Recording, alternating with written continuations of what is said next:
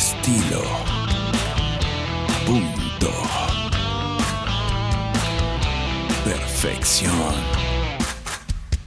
Ser diferente es ser Signone. Seguimos con Vladimir a la Una.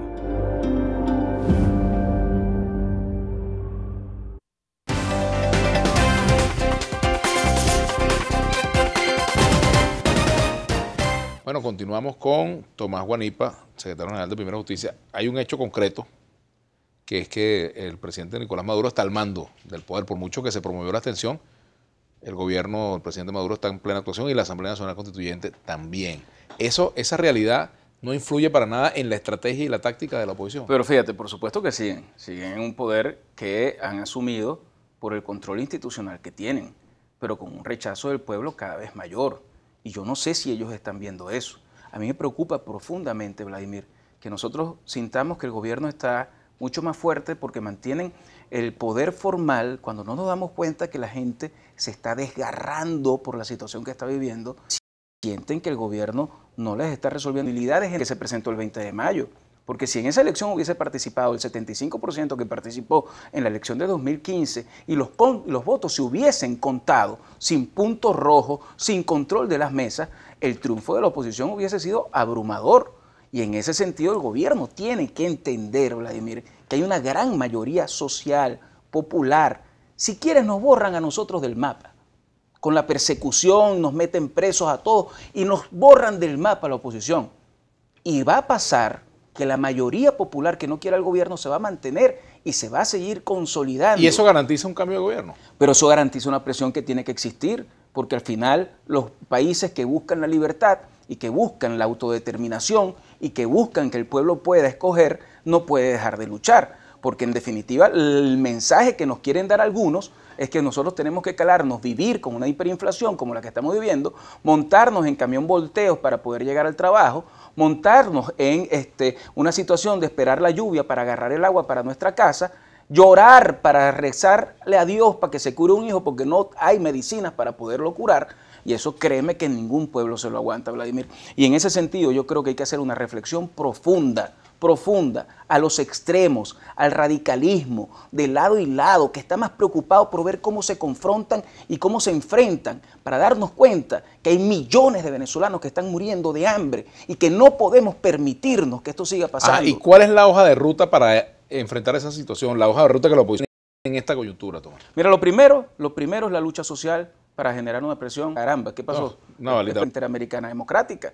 Entonces también tenemos que seguir presionando para que el gobierno entienda que nada justifica estar en el poder si eso significa miseria, hambre y destrucción de todo un país. ¿Creen ustedes que López Obrador pudiera ser un mediador en la crisis venezolana? Mira, yo creo que lo que asumió es que van a volver otra vez a lo que ha sido históricamente el papel en relaciones exteriores de los gobiernos mexicanos, que es la no beligerancia, la no injerencia, la autodeterminación de los pueblos y no meterse en otros temas. Lo veo muy focalizado en eso, es más importante permanecer en el... Cuenta, te dicen.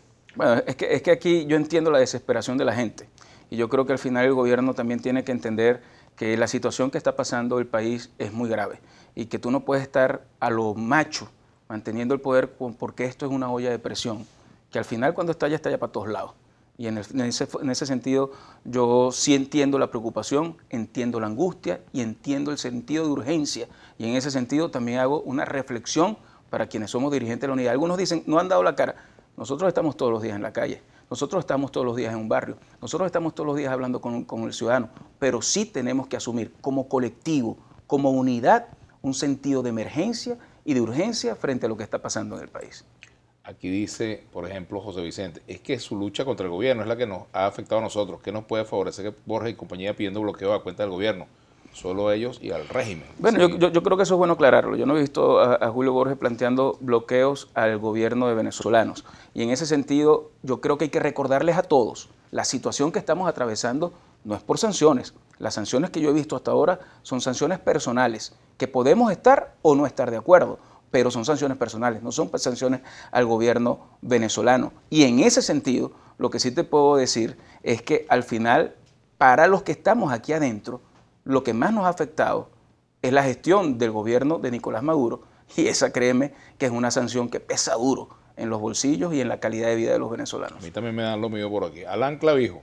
Vladimir, lee el Twitter de los colaboracionistas que lanzaron una candidatura el 20 de mayo para dar la sensación de tranquilidad electoral y calla ante los cuadros que presenta Guanipa. Cualquiera que hubiera apoyado tamaña destrucción pediría disculpas. Esa es su opinión, ¿verdad?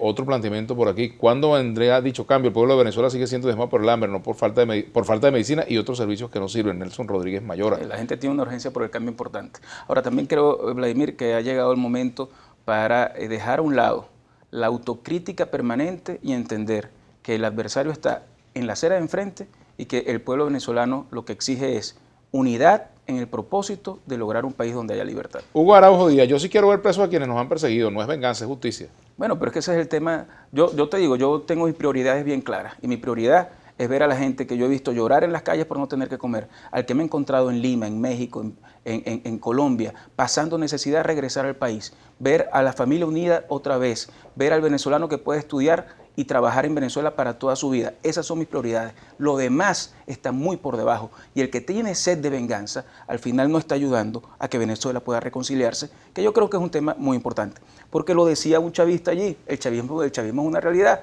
y ese chavismo va a seguir existiendo. Y al final lo que nosotros tenemos que mandar es mensaje de que podemos convivir en un mismo país donde se respetan las reglas, donde la Constitución es para todos y donde la libertad también es para todos por igual. Bueno, te agradezco mucho que hayas venido. Muchas gracias a ti, Vladimir. Muchas gracias, Tomás Guanipa. Bueno, mientras la oposición encuentra la brújula para ubicarse en esta coyuntura, viene Julio César Pineda con su brújula internacional.